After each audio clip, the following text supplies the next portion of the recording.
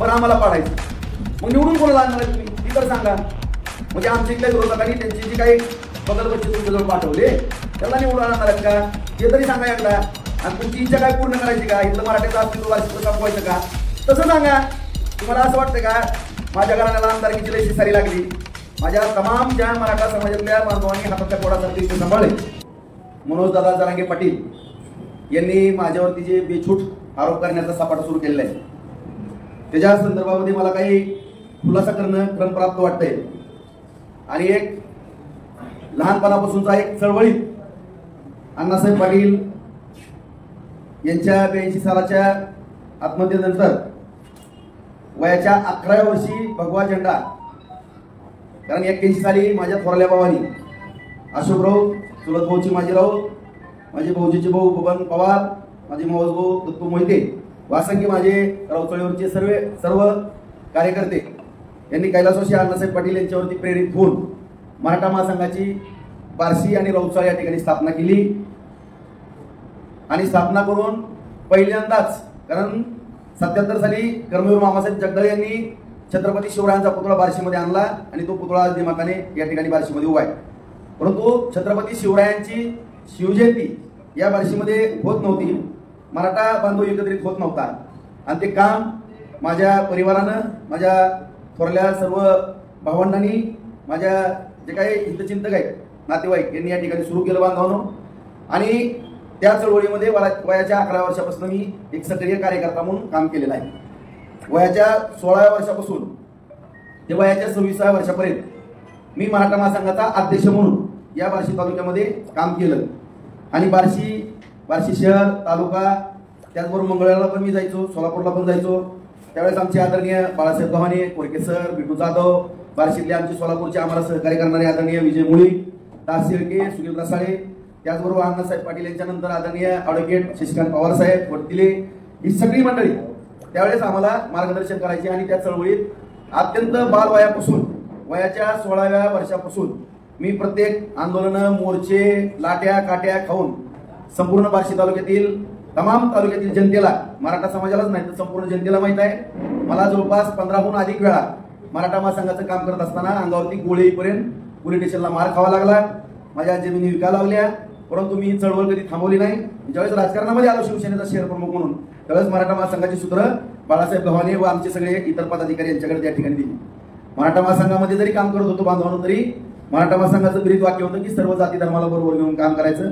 आणि छत्रपती शिवरायांच्या विचाराशी प्रेरित होऊन छत्रपती शिवरायांची 12 पुस्तकं वाचून, शंभूराजांची पुस्तकं वाचून, राजाराम महाराजांची पुस्तकं वाचून, या सगळ्या थोर पुरुषांची, डॉक्टर बाबासाहेब आंबेडकरांची सगळे जण मला ओळखतात, त्या सगळ्यांना माझा चेहरा माहित आहे. आज या ठिकाणी मी प्रामाणिकपणानं छत्रपती शिवरायांची शपथ घेऊन सांगू इच्छितो मित्रांनो, या ठिकाणी बार्शीमध्ये सातत्यानं मराठा बांधवामध्ये काही चीड निर्माण होण्याची किंवा काही प्रश्न उपस्थित होण्याची असंख्य कारण आहे.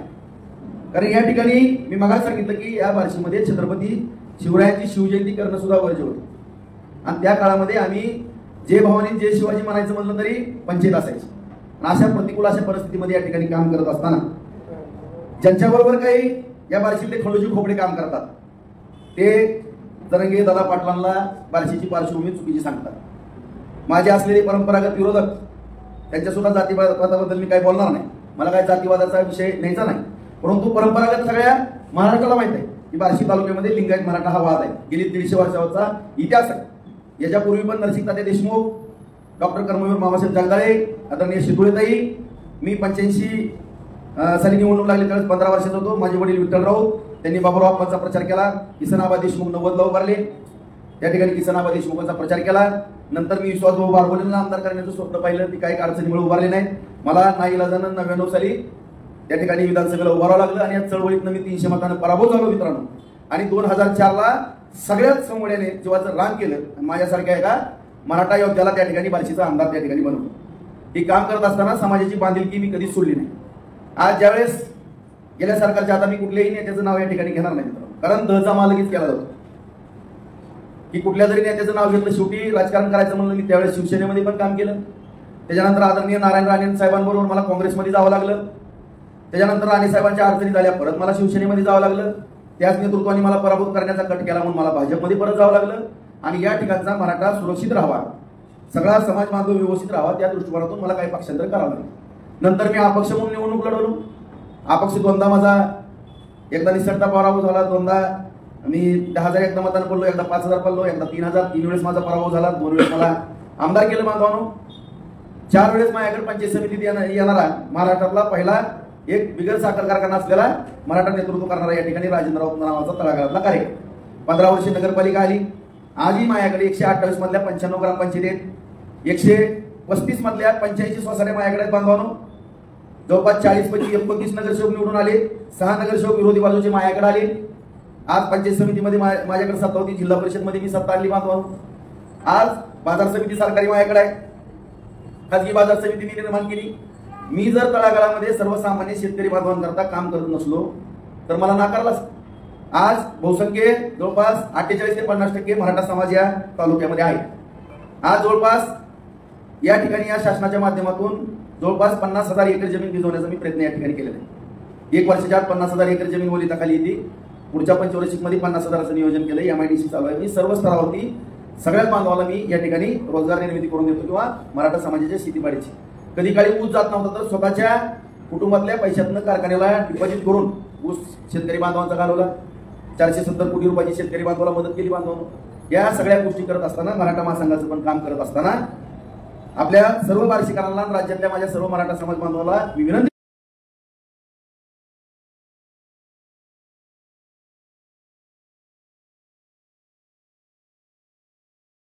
करतो बांधवांनो.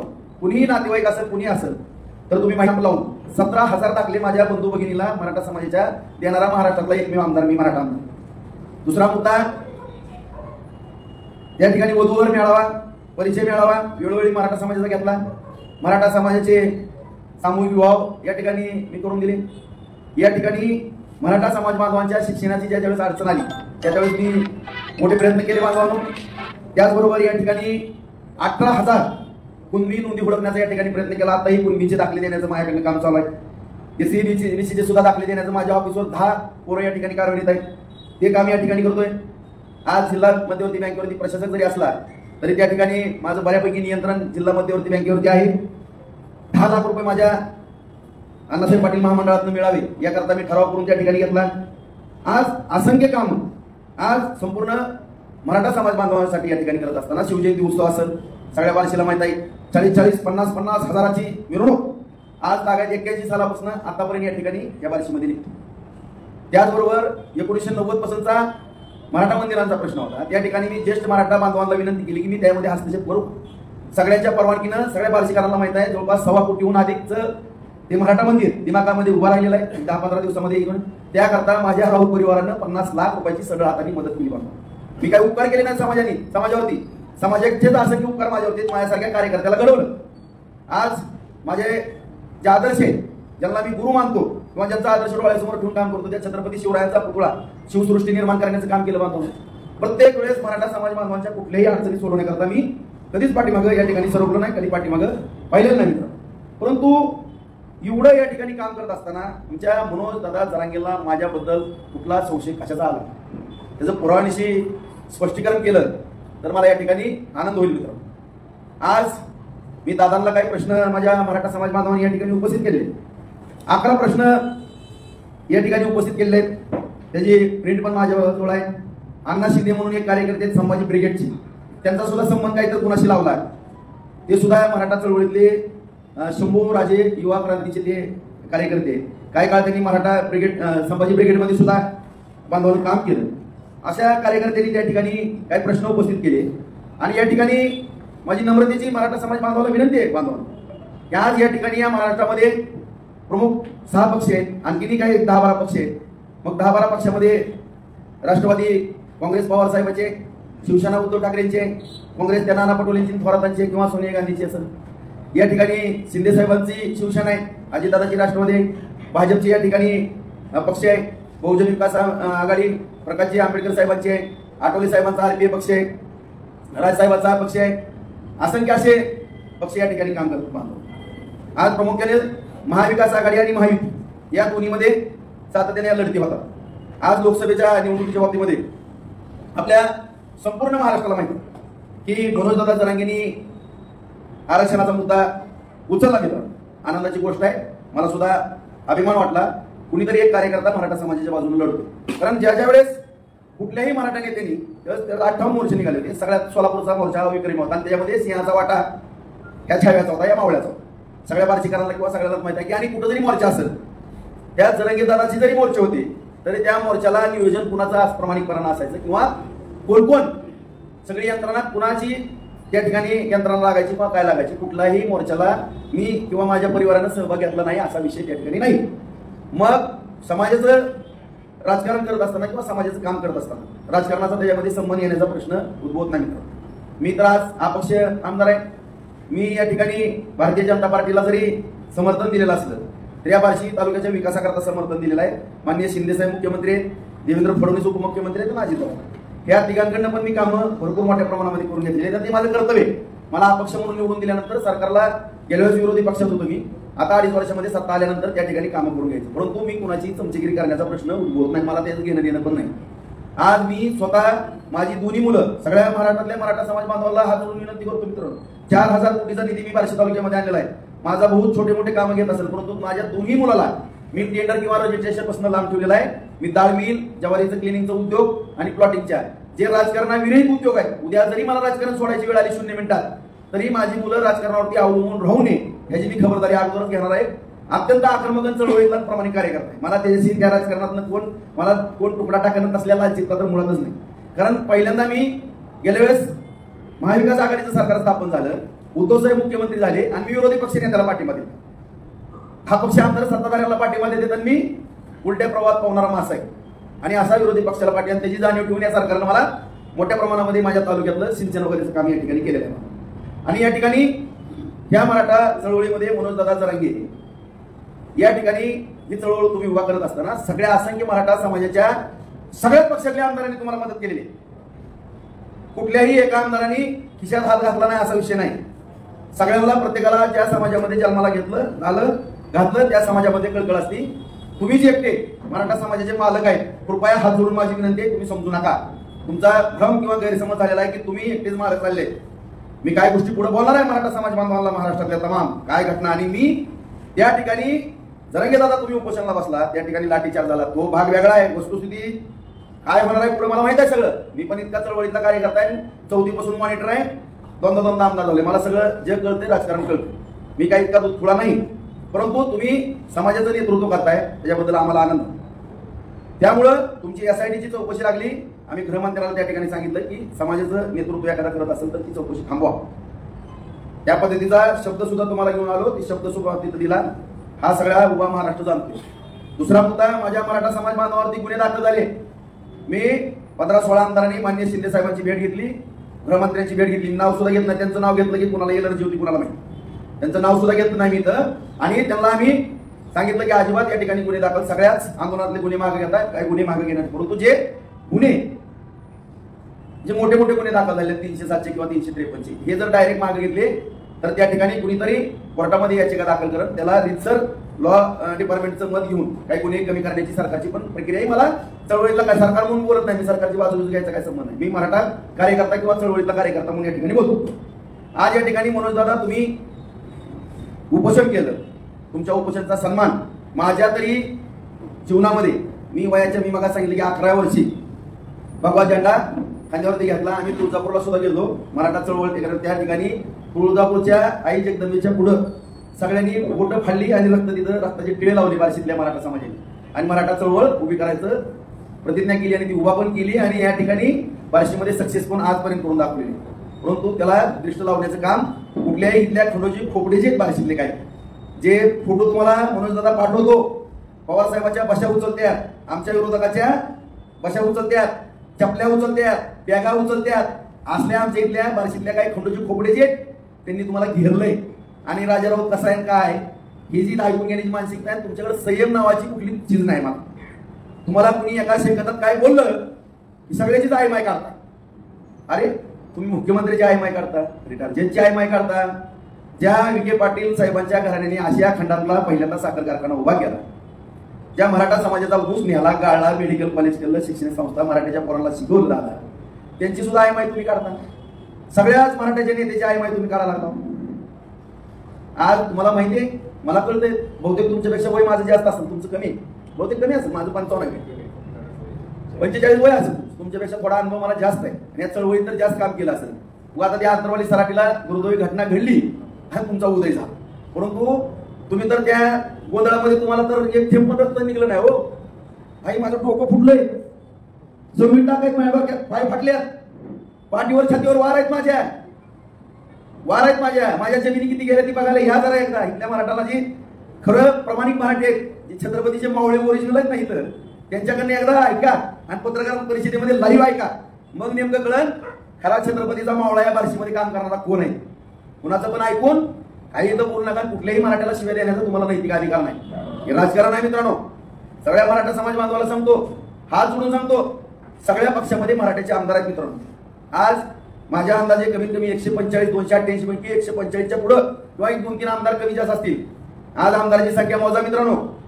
आज जर असंच चालत राहिलं, दादांचा हट्ट जर असा चालत राहिला म्हणून दादा, तर 100च्या आत मराठ्याचे आमदार आल्याशिवाय राहणार नाहीत. माझ्याकडनं लिहून घ्या, मी राजकीय तज्ञ आहे, मला सगळं कळतंय.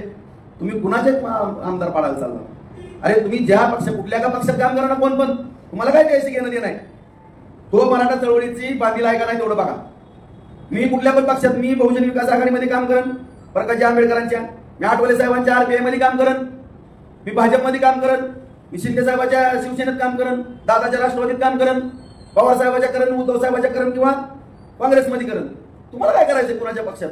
अरे जी भाजपमध्ये पण 60 आमदार आहेत, सगळ्यालाच पाडणार आहेत का तुम्ही? कशामुळे तुम्ही मराठ्याच्या आमदार पाडतो? मग मला मराठा म्हणून पाडायचं, 113 जण पाडतो. अरे मी पण आहे ना त्याच्यात, मी पण आता भाजपला पाठिंबा दिलाय म्हणतो ना.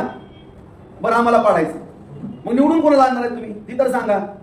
म्हणजे आमच्या इथल्या विरोधकांनी त्यांची जी काही बगल बच्चे तुमच्याजवळ पाठवले त्याला निवडून आणणार आहेत का ते तरी सांगा एकदा. आणि तुमची इच्छा काय पूर्ण करायची का? इथलं मराठ्याचं अस्तित्व वार्षिकला संपवायचं का? तसं सांगा. तुम्हाला असं वाटतं का माझ्या घराण्याला आमदारकीची लय शिसारी लागली? माझ्या तमाम ज्या मराठा समाजातल्या बांधवांनी हातातल्या पोडासारखं इथं सांभाळले आणि मराठा समाजाने थोरल्या भावाची भूमिका बार्शीमध्ये बजावली, त्याच्यामुळे असंख्य समाज आश्रयाला आला. त्या सुद्धा समाजाने या ठिकाणी योगदान दिलं.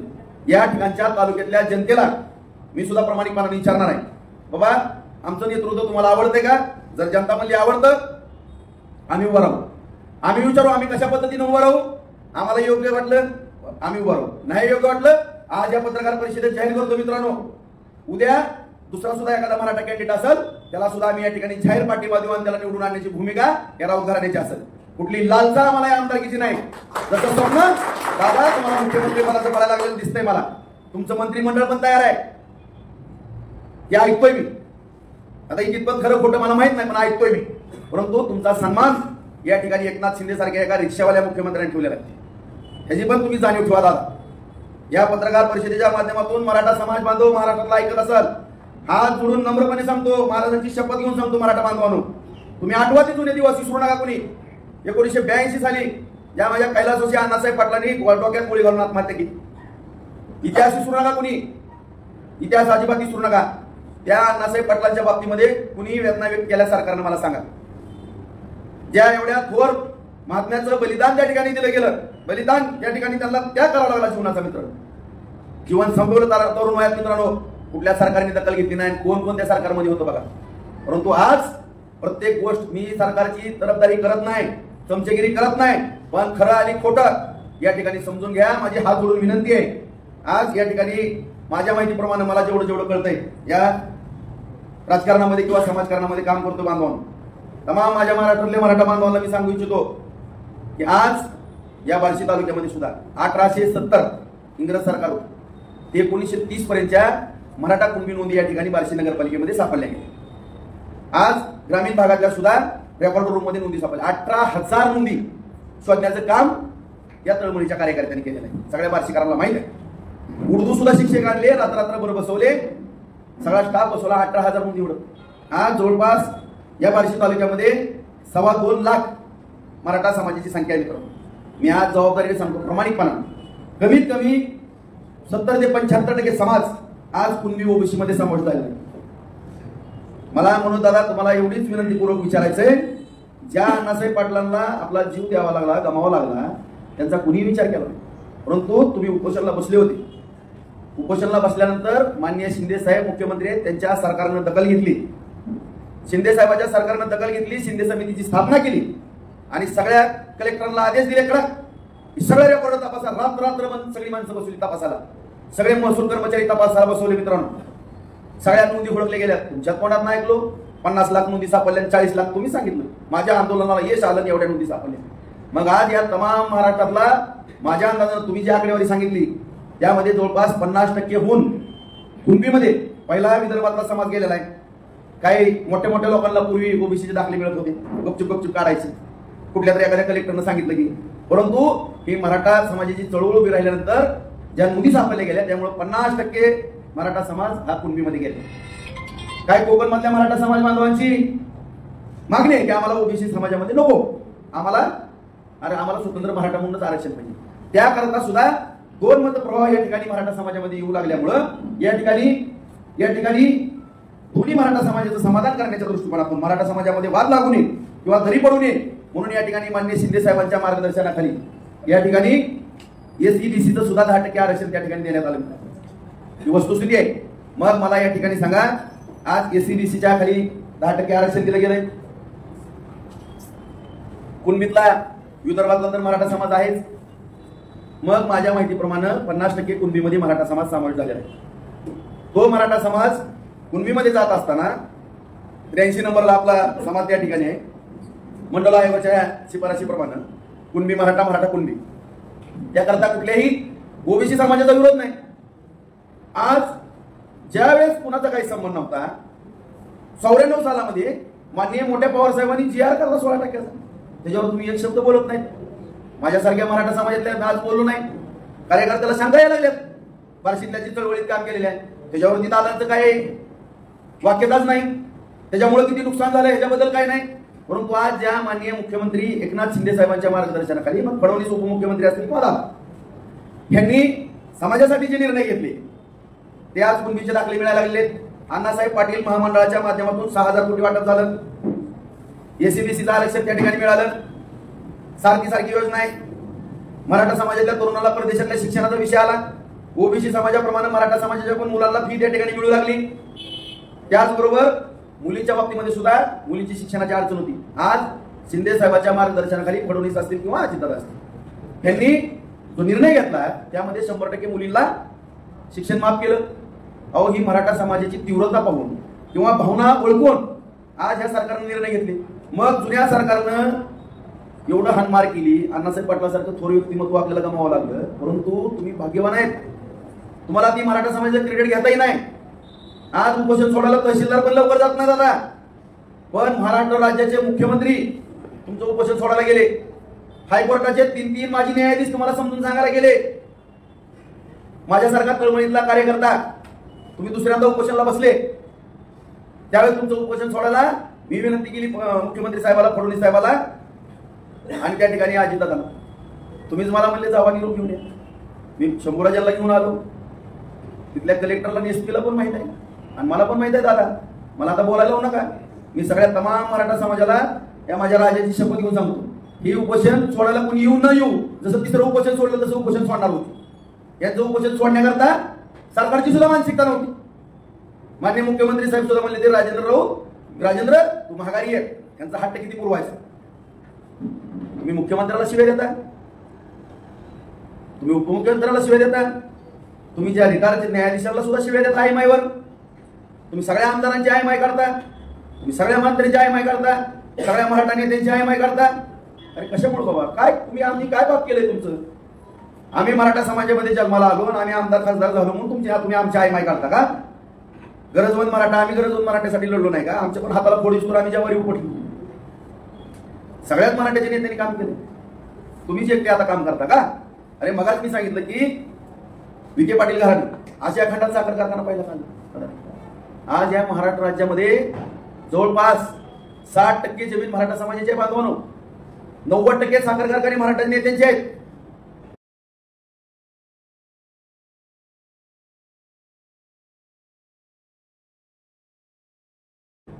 त्यातले 10-15% जर सोडले 80-85% कारखानदार जे आहेत त्यांची अवस्था काय बघा, त्यांची लेकरं काय म्हणतात. बिगर कर्जाचा आम्हाला 25 लाखाचा उद्योग करून द्या, 500,000 कोटी रुपये कर्ज आहे. अरे मराठ्यांच्याच ऊसाचा प्रश्न निर्माण व्हायचा म्हणून मराठ्याच्या नेत्यांनी कारखाने काढले, शिक्षण संस्था काढल्या, मेडिकल कॉलेज काढले, सुदगिरण्या काढल्या, बँका काढल्या, त्यातनं कर्ज निर्मिती झाली, सगळं झालं. डॉक्टर झाले, इंजिनियर झाले, शिक्षक झाले, सगळं झालं. आज आदरणीय वसंतदादा पाटलांनी इंजिनिअरिंग कॉलेज दिले, मेडिकल, मग सगळे पतंगराव सगळे मराठी शिकले. तुम्ही सगळ्या मराठ्यांच्या घरी आता 10-10 किलो सोन्याची बिस्किटं दिले. मला आश्चर्य वाटत. अरे म्हणजे त्या सगळ्या मराठ्यांनी योगदान दिलं त्याचं काहीच नाही. अरे बाबा कमीत कमी आभार नका मानू किंवा कौतुक नका करू. आम्हाला कौतुकाची गरज नाही, आम्हाला शिव्या तर कमीत कमी देऊ नका. उद्या जर आम्हाला उद्या मराठ्याची माणसं म्हणली किंवा बार्शी तालुक्यातली म्हणली गरीब असं गरीब असतो आम्ही, आम्हाला काय पडले, आमचा धंदा आहे तर आमचं धंदा पाणी करत बसू. आम्हाला तुम्हाला राजकारण करायचं तुमचं तुम्हीच करा, परंतु तुम्हाला एवढा अहंकार येण्याचं कारण काय? आणि एका शिंदे, अण्णा शिंदे म्हणून एक कार्यकर्ता आहे मराठा चळवळीतला, त्यांनी तुम्हाला 11 प्रश्न विचारलेले आहेत. त्याचे प्रश्न काय चुकीचे आहेत? त्या 11 प्रश्नाची उत्तर द्या. तुम्ही आता म्हणले काय गेवराच्या सभेत माझं गावच्या सभेमध्ये, दादा ही भाषा तुम्ही वापरायला नाही पाहिजे माझ्याबद्दल. आम्ही पण छत्रपती शिवरायांचा मावळा आहे, माझ्या पण जुन्या घराने, मी पण कोकणातला आहे. माझं घरानं पण छत्रपतीच्या सैन्यात होतं, त्यावेळेस पण रक्त सांडले. मध्ये पण महागा मी बालवयामध्ये तरुण वयामध्ये मराठा समाजासाठी छातीचा पोट केलेला आहे, लढलो, रक्त सांडलं, मार खाल्ला, जेलमध्ये गेलो. आणि आता तुम्ही जर मराठा चळवळीतल्या काम करणाऱ्या जर राजेंद्रराव सारख्या एका चळवळीतल्या कार्यकर्त्यांवर आरोप करत असाल, तुम्ही एकटेच वफादार आहेत आणि बाकीचे सगळे मराठीचे नेते गद्दार आहेत असं जर म्हणत असताल दादा, तर मला कीव येते तुमची. आज या ठिकाणी माझ्या तमाम महाराष्ट्रातल्या बघणाऱ्या मराठा बांधवांना मी प्रामाणिकपणानं जे बैठकीमध्ये 2-4 गोष्टी सांगणार आहे मित्रांनो. जर खोट्या निघाल्या, मी 3 सांगतो आता, परत बाकीच्या सांगतो, आणखी शिल्लक ठेवतो काय काय घटना करायच्या चर्चेला गेल्यानंतर. जर मी खोटं बोलत असेल तमाम महाराष्ट्रातल्या मराठा बांधवांनो, तर मी विठ्ठल राऊताचा मुलगाच नाही आणि मी छत्रपतीचा प्रामाणिक भक्त नाही. आज आम्ही म्हणून दादा तुमच्याबरोबर चर्चा करायला गेलो असताना साताऱ्याची काय मंडळी त्या ठिकाणी आलेली, उदयनराजे महाराजांचा त्या ठिकाणी विषय निघाला. म्हणले थोडक्या मतात निवडून आले, थोडक्या मतात निवडून आले. मला तर त्या दिवशी खऱ्या अर्थानं धक्का बसला, दादा तुम्हाला किती अहंकार चाललाय. मी माझ्या या देवाची शपथ घेऊन सांगतो तमाम महाराष्ट्रातल्या मराठा बांधवांना, दादांचं हे वाक्य आहे, मी फुगलो असतो तरी राजे पडले असते, मी फुगलो असतो तरी राजे पडले असते, मी राजे म्हणून सोडून दिलं असा हात केला. मी जर खोटं बोलत असेल तर या महाराजाचा भक्त आयुष्यात नाही मित्रांनो, माझ्या विठ्ठलरावाचा पोरगा नाही. मी माझ्या आई बापा शपथ खरं सांगतो. आज मला पण माझ्या संसदेच्या बाहेर जाऊन देऊ नका. मी तर तुम्ही फुगलेली करताना त्यापेक्षा 100 पट फुगलेली लिहू. आज दुसरा मुद्दा या ठिकाणी सांगतो बांधवांनो, माझ्या आई वडिलांची शपथ घेऊन सांगतो, छत्रपती शिवरायांची शपथ घेऊन सांगतो. ज्यावेळेस जरांगे दादांबरोबर चर्चा केली, दादा ही चर्चा केली होती, अण्णासाहेब पाटलांच्या बाबतीत ही घडलं. तुम्हाला मान सन्मान शिंदे साहेब त्यांच्या सगळ्या मंत्रिमंडळाने दिलाय, सरकारने दिलाय. तुमच्या काय मागण्या व्यवस्थित मला सांगा. तुम्ही तुमचे 4-5 वकील मला जोडून द्या, जे काय ते व्यवस्थित मला समजून सांगा. नेमकं काय करायचंय, हैदराबाद गॅजेट, ओबीसी मराठा हे काय कसं आहे, काय आहे ते सांगा. मी तुम्हाला पण कोर्टातल्या पद्धती सांगितल्या, तुम्हाला पण माहिती आहे, तुम्ही पण चळवळीतले कार्यकर्ते. मी एवढं त्या ठिकाणी म्हणलं तुम्हाला की दादा काही लढाई आपण मोर्चाच्या माध्यमातून लढली, काय आंदोलनाच्या माध्यमातून लढली, ठीक आहे, परंतु ज्या डॉक्टर बाबासाहेब आंबेडकरांनी घटना लिहिली त्या घटनेच्या आधारावरती सुद्धा आपल्याला काय अंशी चालावं लागणार, काय कोर्ट कचेरी करावं लागणार. आणि ज्या आपल्या मागण्या सातत्याने मराठा समाजाचे आहेत, शास्त्र सरकारपुढे गेलेले आहेत. आपण हायकोर्टामध्ये पिटिशन टाकू, सुप्रीम कोर्टात काय करायचं असेल करू. आम्ही सगळे मराठा आमदार एकत्र करतो, जे काय कोर्ट 2, 5, 10, 20 कोटी रुपये वर्गणी करायचे आम्ही करतो. जर कुणी नाही दिले तर 5-10 कोटी रुपये माझं शेती, रोहितगी सारखे वकील द्या, राम जेठमलानीच्या पोराला उभा करा, कुठलाही वकील सांगा, वकील द्या, हायकोर्टातनं डायरेक्शन द्या. आणि जर आपलं हैदराबाद गॅजेट असेल किंवा मराठा ओबीसी एक असेल तर हायकोर्टात आपण याचिका दाखल करू, डायरेक्शन मागू. डायरेक्शन मागितल्यानंतर कोर्ट निर्णय त्या ठिकाणी देतो. 4 आठवड्यात 8 आठवड्यात सरकारनं प्रतिज्ञापत्र सादर करावं. ही परंपरा आपल्या घटनेत तरतूद आहे. त्याप्रमाणे आपण तो प्रश्न सोडू. कुठलाही वकील लावायचं सांगा, किती पैसे लागू द्या, आम्ही मराठ्याच्या आमदारावर आणि कुणी नाही दिली तर मी बघतो. ही माझी भाषा आहे बांधवांनो. तर मला उत्तर प्रामाणिकपणानं सांगतो मराठा बांधवांनो, अरे रावसाहेब या केसचा वकील पण मी आहे, जज पण मी आहे, हे उत्तर मला दिलं. मग तुम्हाला हा विषय मिटून द्यायचा नाही का? नेमकं ह्या विषयाचं करायचं काय तुम्हाला, त्याचं उत्तर मला द्या. तिसरा मुद्दा, ज्यावेळेस सगळे सोयरेचा विषय होता बांधव, त्याच्या बाबतीमध्ये सुद्धा तुम्ही नाहीत, परंतु तुमच्याकडचे एक 2 व्यक्ती आहेत, त्यांची नावं वेळ आल्यावर जाहीर करा. मी म्हणलं सगळे सोयरेचा विषय, मला म्हणले सगळे सोयरेचं तुम्ही डिक्लेअर करा. ठीक आहे म्हणलं. मी चर्चा शंभूराजे देसाईंबरोबर पण केली. सगळ्या चर्चा होत असताना सगळे सोयरेच्या बाबतीमध्ये अधिसूचना निघली, त्याला कायद्याचं रूपांतर करायचं. परंतु त्याला जवळपास 7-7.5 लाख हरकती आलेल्या होत्या. त्याच्या बाबतीत पण तुमच्या सहकाऱ्यांबरोबर मी चर्चा केली. तुमच्या सहकाऱ्यांचं असं मत आलं दादा, मी म्हणलं ते हरकती आल्या, त्याला कायदेशीर नोटिसा, उत्तर जवाब सगळे हिअरिंग वगैरे व्हावं लागतंय. बिगर सुनावणीचा जर निर्णय दिला तर ती कोर्टात टिकणार नाही. तुमचे सहकारी म्हणले तुम्हाला काय करायचं टिकू द्या, नाही देऊन टाक. नेमकं तुम्हाला करायचं काय? बरं, त्याच्यामध्ये परत काय माझे सहकारी बाहेर शिकले होते, ते सुद्धा होते सगळे सोयऱ्याच्या बाबतीमध्ये चर्चा करत असताना. आणि अशा रीतीनं तुमचं तुम्ही देऊन टाका म्हणले. परत हा निरोप घेत असताना बघू आपण सगळे सोयऱ्याचा विषय कसा मिटवता येईल तो बघू. हा निरोप घेऊन मी शासनाकडे गेलो.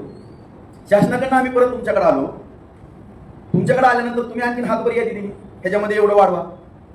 मग सगळे सोयऱ्याचा ज्यावेळेस अधिसूचना निघाली जातात त्यावेळेस एकनाथ शिंदे साहेबांनी आणि तुम्ही वाशीला गुलाब उधळला, त्यावेळेस पण दुसऱ्यांदा मुख्यमंत्री तुमच्यासाठी आले राहून. नशिबान आहेत कुठल्याच उपोषणाला मुख्यमंत्री भेटायला जातात. तुम्हाला एवढा मोठा मान या सरकारच्या काळात का? रिक्षावाला मुख्यमंत्री झाला म्हणून काही अडचण आहे का? पवारच घरानं मुख्यमंत्री तुम्हाला पाहिजे का? आणखी काय वेगळा हेतू आहे? याच्या पण खुलासा आम्हाला या ठिकाणी झाला पाहिजे. आणि मुख्यमंत्र्यांनी तुम्ही गुलाल का उधळला? तुम्हाला काय नैतिक अधिकार आहे गुलाल उधळून परत उपोषण करायचा? गुलाल उधळल्यानंतर प्रश्न सुटला, सगळ्या गावागावात गुलाल उधळला गेला. सगळ्या पत्रकार बांधवाला पण माहित आहे, सगळ्या मराठा बांधवांना माहित आहे ना तुम्हाला पण? सगळीकडे गुलाल उधळला ना. मग एवढा गुलाल उधळायचा विषय काय होता? कशामुळे हे? कशामुळे नेमकं? मगाच मी सांगितलं की सगळ्या पक्षामध्ये जवळपास 145 ते 150 आमदार मराठीचे आहेत. तुम्हाला नेमकं मराठीचेच आमदार पाडायचे का?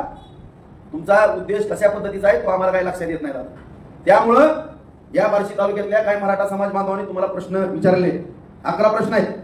त्या 11 प्रश्नाची उत्तरं प्रामाणिकपणाने द्या, आमची काही हरकत नाही. आम्ही आरक्षणाच्या चळवळीविषयी तुमच्या अगोदरपासून आहेत, आजही आहेत, उद्याही राहू. परंतु ज्या वेळेस आरक्षण देण्याची बैठक, मला माहित आहे मी आमदार असल्यामुळं सह्याद्री अतिथीगृहावरती झाली, त्यावेळेस ठरलंय राव ओबीसीतनं सोडून आरक्षण बोलावून. त्याच्यावरती सह्या आहेत सगळ्या पक्षाच्या.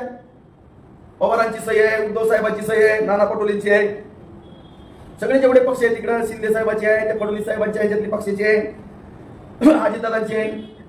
म्हणूनच आम्ही तुम्हाला म्हणतोय ना, तुमच्यामुळे आज 31 खासदार काय इकडले 5-10 खासदार आले.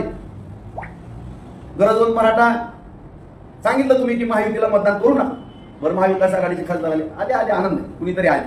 काय 2 पायाच्या वावड्यात कोणतरी निवडून येणार आणि कोणतरी पडणार नाही, त्याच्याबद्दल काय दुमत नाही. अरे बाबा, त्यांना एकदा तरी विचारा ना, तुम्ही मराठा समाजाची मतं घेतल्यात का?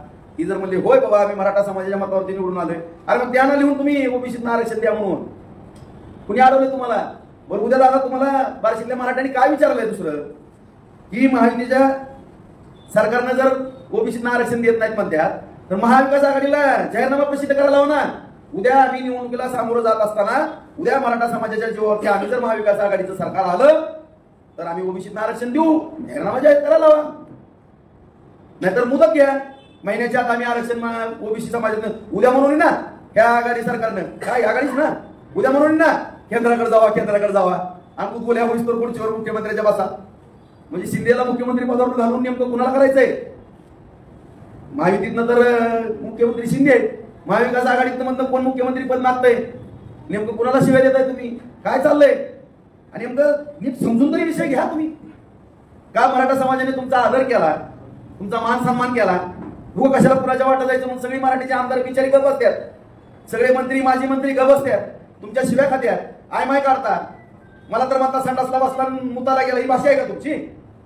अरे माझ्या आताड्याला इन्फेक्शन झालं होतं म्हणून मी तुम्हाला 4-5 दिवसच लेट आलो भेटायला.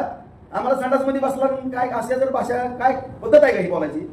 ही सुसंस्कृतपणा तुमचा झाला का? हे छत्रपती शिवरायांनी आपल्याला शिकवलंय का? या प्रश्नाचं उत्तर द्या. आता तुम्ही मागा सुद्धा म्हणले माधवगावच्या सभेमध्ये त्या राजेंद्र राऊत आमदाराला असं तसं, त्यांच्या ताईला विचारा आरक्षणाची काय गरज आहे. अरे आरक्षणाची गरज माझ्या बायकोला पण माहित आहे. परत म्हणले त्याच्या आईबापाला विचारा, माझ्या आईबापाला पण माहित आहे दादा, माझ्या बायकोला पण माहित आहे. आता माझ्या बायकोनी आईबापाने काय केलं तुम्हाला काय बोललेत का? मी तरी काय बोललोय का? आता बार्शी तालुक्यातले मराठ्याची पोरं जर तुम्हाला प्रश्न विचारत असतात आणि तुमच्या जर नाकाला झुमला असेल माझ्याबद्दल आणि माझ्या कुटुंबापर्यंत जर तुम्ही जात असाल आणि तुम्ही म्हणता त्या माझं गावच्या सभेमध्ये हे त्या राजेंद्ररावच्या दारात जागा आहे का सभा घ्यायला, दादा मी पण छत्रपतीचा मावळा आहे. माझ्या पण घराण्यानं या हिंदवी स्वराज्यासाठी छत्रपती शिवाजी महाराजांच्या घराण्यासाठी गादीसाठी रक्त सांडलेलं माझं घराणं आहे. इतिहास बघा. मी पण या तालुक्यामध्ये मराठा समाजासाठी रक्त सांडलंय, जेलमध्ये गेलो ते पण बघा. आणि तुम्हाला एवढी खुमखुमी जर असाल तर राजारावच्या दारात सभा घ्यायची. तुम्ही जर मराठा समाजासाठी प्रामाणिक उद्देशानं कुणाला मॅनेज न होता किंवा एकाला टार्गेट करून, एकाला म्हणजे ती फडणवीसांचं मी म्हणत नाही, महायुती सरकारचं म्हणतो, शिंदे साहेब मुख्यमंत्री आहेत मराठ्याचे आहेत, फडणवीस साहेब ब्राह्मणाचे असतील असू द्या, अजितदादा पण मराठ्याचे आहेत. महायुतीच्या सरकारला पाडून महाविकास आघाडीचं सरकार आणायचं हे जर तुमच्या मनामध्ये असेल, हे जर पाप असेल, आणि जर तुम्ही खऱ्या अर्थाने मराठा समाजाच्या गरजवंत पोरांसाठी लढत असाल इमानदारीनं, ह्या प्रश्नाची जर उत्तर या महाविकास आघाडीला तुम्ही एक झुकतं माप दिलं लोकसभेला, त्यांच्याकडनं लिहून घ्या. मला सांगा राजगौरव, मी लिहून आणतो. हे देवेंद्र फडणवीस आणखीन कोण, एकनाथ शिंदे कशी लिहून देत नाहीत मी बघतो, अजितदादा कशी लिहून देत नाही ती माझी जबाबदारी. आणि जर त्यांनी नाही लिहून दिलं, सगळे पत्रकार मराठा समाज बांधव तुम्ही आहेत, राजकीय संन्यास राजाभाऊरावचा जाहीर आपला राजकारणाचा संबंध आहे, जर नाही लिहून घेतलं तर या तिघांकडनं, पण तुम्ही ह्या तिघांकडनं लिहून आणायची जबाबदारी तुमची, ह्या तिघांकडनं आणायची जबाबदारी माझी. आणि जर ह्या तिघांनी नाही लिहून दिलं तर राऊत घरानं राजकारणापासून आलेत, फक्त छत्रपती शिवराय प्रतिष्ठान काढो आणि या मराठा समाजाची प्रामाणिकपणानं भले 10-20 एकर जमीन राहिली तरी चालेल, अख्खी इस्टेट गेली तरी आम्ही मराठा समाजाची या ठिकाणी सेवा करू, त्यांचं पाय धुवून पाणी पिऊ आणि सगळ्या तुम्ही प्रामाणिक भूमिका घ्या. तुम्हाला मी भोसले चौकातनं फुलं हातरतो, माझ्या घरी चहा पाण्याला पेड्याचा घास भरवतो. जरंगे दादा हे फक्त लिहून आणा त्यांच्याकडनं. आणि मला सांगा राजगौरव, मी हे काम केलंय, मी वाघ आहे मराठ्याचा, या वाघाने काम केले, तुम्ही दिलेला शब्द तुम्ही पाळा. तुमचा हातात कागद घेतो लगेच एकनाथ शिंदे साहेब, फडणवीस साहेब, नाजीदादांकडे जातो, त्यांना सह्या मागतो. जर नाही सह्या दिल्या तर बार्शीत अशीच पत्रकार परिषद घेतो आणि राजेंद्र राऊत घराचा राजकीय संन्यास जाहीर करतो. दादा हा माझा शब्द राहील. पण जर ह्या मराठ्याच्या छाव्याला, छत्रपतीच्या मावळ्याला डावचाचा प्रयत्न केला तर हे मराठ्यांसाठी आणि हिंदी स्वराज्यासाठी रक्त सांगणारं घराणं आहे. आणि खंडोजी खोपड्याच्या भूमिकेत जर येईल तर राजा राऊत म्हणतात मला काय परिणाम होईल, अख्खा महाराष्ट्र इतिहासामध्ये नोंद करणे. या राजा राऊताची माझं डोकं फिरवू नका तुम्ही, एवढेच हात जोडून विनंती करतो. आणि तमाम महाराष्ट्रातल्या मराठा समाजाला नम्रपणे छत्रपतीच्या चरणी नतमस्तक होऊन माधवांना मी सांगतो, मी जर ज्या दिवशी मराठ्यांबरोबर गद्दारी कराल त्या दिवशी पांडे चौकामध्ये फाशी घेईल, अशा पद्धतीने जाहीर अभिवाचन देतो. आणि जरंगे दादा पुन्हा एकदा सांगतो, फक्त प्रामाणिक मराठा म्हणून माझ्या दारात यायचं, आणखीन पण पेढा भरवील. खंडोजी खोपड्याचा जर रोल केला तर मोठी शिक्षा सुद्धा भोगावं लागेल. ही राजाभाऊरावचं चॅलेंज आहे. कोण मराठ्याचा माणूस बोलत नव्हता, पण आज ही पट्ट्या राजाराव चार मध्ये बोलतो. किती तुकडे व्हायचे पण किती तुकडे करायला व्हायचे त्याचं भान मला पण राहणार नाही. आणि सभा उधळणं निधळणं माझं काम नाही. इमानदारीनं या पांडे चौकात 50 लाख रुपये खर्च होऊन तुमची जर गेला सभा जाहीर घेण्याची जबाबदारी या राजारावताची असेल. आणि प्रत्येक घरातला बाया माणसासहित अख्खा मराठा समाज भगवंताच्या ग्राउंड किंवा पांडे चौकात आणून उभा करण्याची जबाबदारी राजाभाऊरावताची असेल. सभेची तारीख सांगा, त्या सभेमध्ये खडा सुद्धा पडणार नाही. हे ह्या पट्ट्याच्या छत्रपतीच्या छाव्याची मावळ्याची जबाबदारी असेल संरक्षण करायची. ह्याच्यातनंच ही उत्तर दादा, आणि इथनं पुढे तुम्ही उत्तर द्याच. मग माझी 10-20 हजाराची सभा तुम्ही आहे तर मी आहे, जमली जाता.